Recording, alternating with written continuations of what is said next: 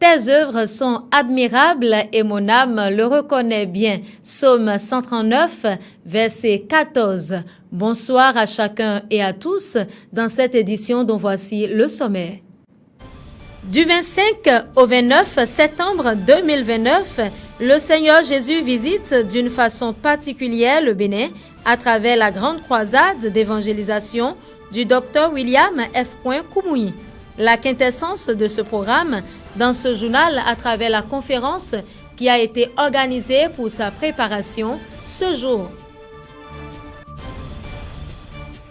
Les actions de grâce propulsent vers des paliers supérieurs.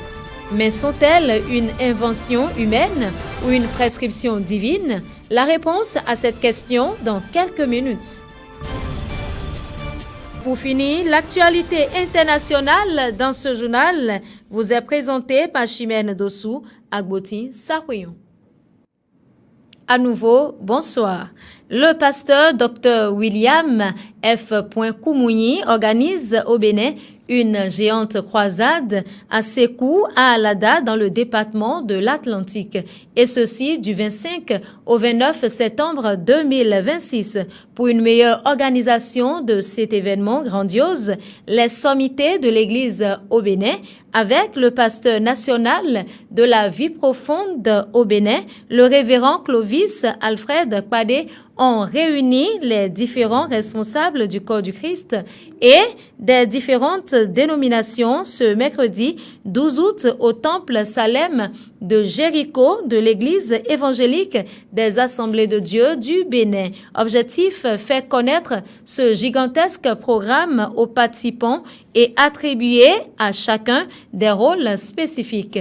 Chaque participant a le devoir de mobiliser le plus de personnes que possible. À en croire le comité d'organisation de la croisade mondiale avec Koumoui, c'est un rendez-vous de visitation divine ouvert à toutes les obédiences religieuses.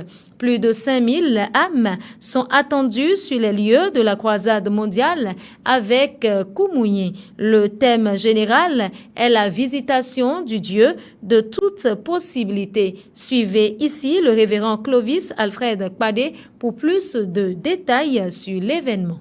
C'est un événement mondial. Lorsque le pasteur Koumoui, dans l'accomplissement de l'ordre suprême, a décidé depuis 2021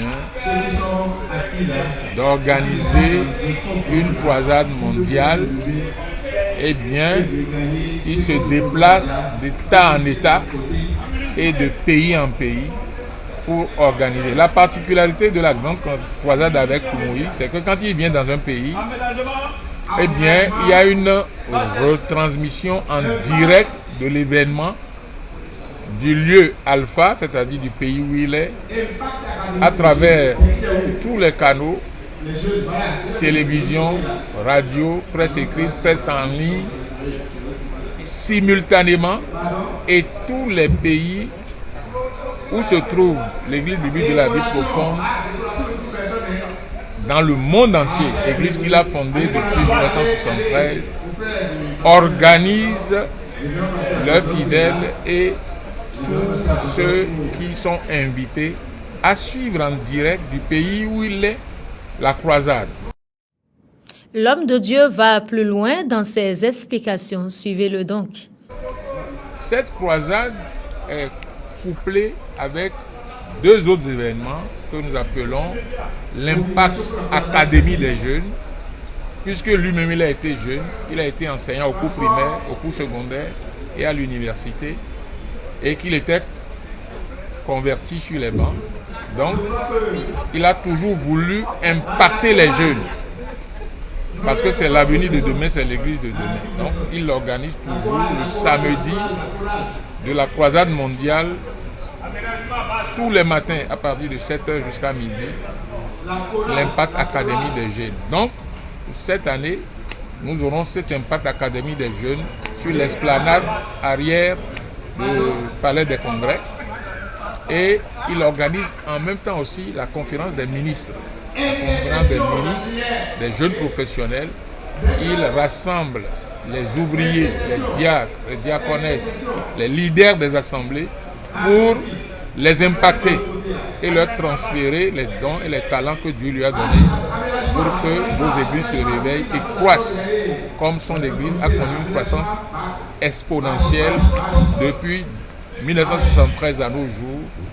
C'est des millions d'âmes à travers le monde entier et son église est représentée un peu partout et il passe, n'est-ce pas, aux serviteurs de Dieu comment il a fait pour réussir et comment il doit faire pour réussir en s'attachant à Dieu et à sa parole. Suivez à présent les propos du vice-président de la Confédération béninoise des églises évangéliques CBE, le révérend Nazaire Rumpadoudé, et du ministre Amon Zizinopoué, co-directeur de ce programme de croisade d'évangélisation.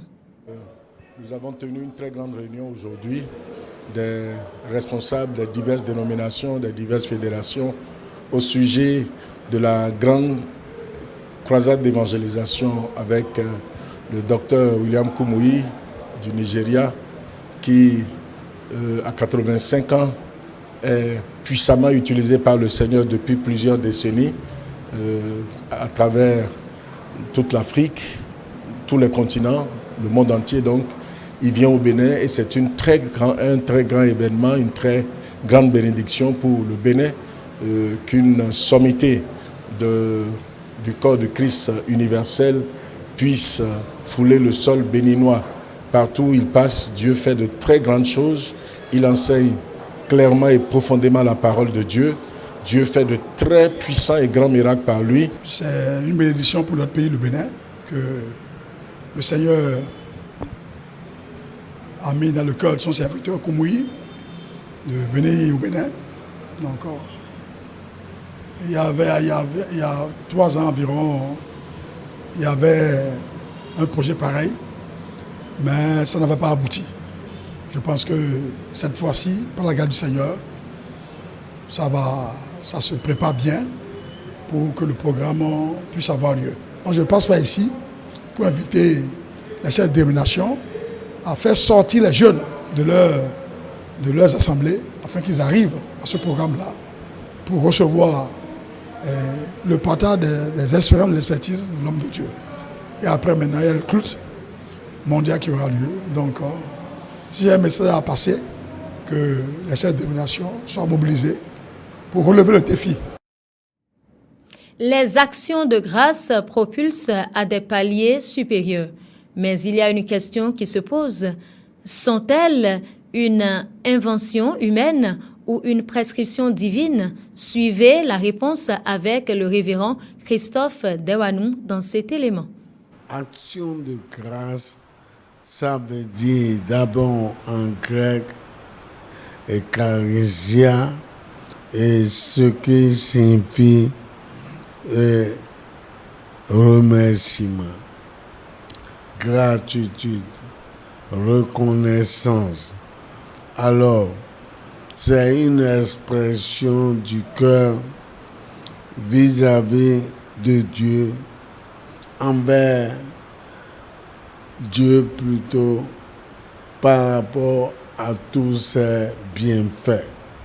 Dans la Bible, effectivement, dans Exode chapitre 20, au verset 24, juste après les 10 commandements, Dieu a également institué la loi des autels.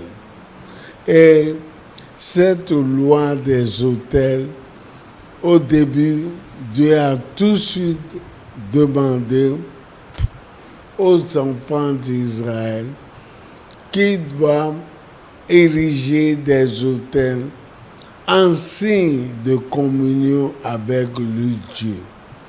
Et dès qu'il a commencé à citer les autels, dans Exode 20-24, le deuxième autel dont il a parlé, c'est l'autel de l'action de grâce. Et c'est là qu'il a demandé aux enfants d'Israël d'apporter leurs holocaustes, leurs sacrifices de tout genre et des sacrifices d'action de grâce. Dans Somme 50, du verset 14 au verset 16, nous lisons que Dieu, à travers ces autels d'action de grâce, au jour de la détresse, il va nous délivrer. Une autre information à présent, la désignation des chefs de village et de quartier de ville au Bénin sera actée pour donner des orientations aux militants de l'Union progressiste Le Renouveau afin que cette formalité se fasse dans la transparence. Dans une directive en date du 10 août 2026, le président du parti Union progressiste Le Renouveau, Joseph Djogbenou, décline les critères de désignation des militants éligibles au poste ainsi que les modalités de désignation. Hors du Bénin, à présent, le Parlement libanais adopte une loi d'amnistie générale après plusieurs années de débats politiques tendus. Le président russe Vladimir Poutine menace d'intercepter des navires des pays qui arraisonnent sa flotte fantôme. Aux États-Unis, le groupe Meta est à nouveau devant la justice pour le caractère addictif de ses applications. L'actualité internationale dans ce journal, c'est avec Chimène Dossou Agboti Sakouyon.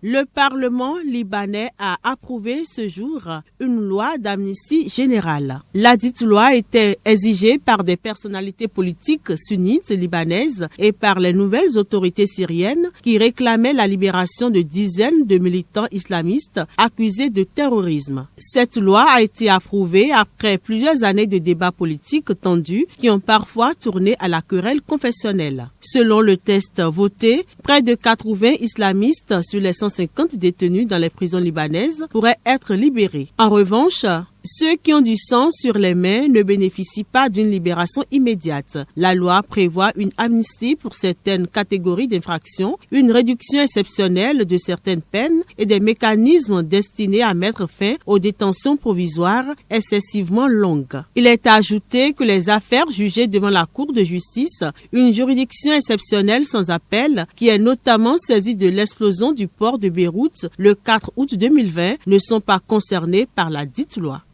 Le président de la Russie, Vladimir Poutine, menace d'intercepter des navires des pays qui arraisonnent sa flotte fantôme. Ce mercredi, le président russe a déclaré « Nous constatons que les autorités de certains pays ont récemment envisagé la possibilité de saisir nos navires et vendre les biens qu'ils nous ont spoliés », a affirmé le président russe ce mercredi. Avant d'ajouter « Si cela se concrétisait, nous devrons répondre de manière symétrique », a ajouté le président russe, s'exprimant à bord d'un croiseur russe au large de l'île de Sakhaline où la marine russe procède à des exercices une semaine avant des manœuvres militaires conjointes entre les États-Unis et la Corée du Sud destinées à simuler une éventuelle attaque de la Corée du Nord.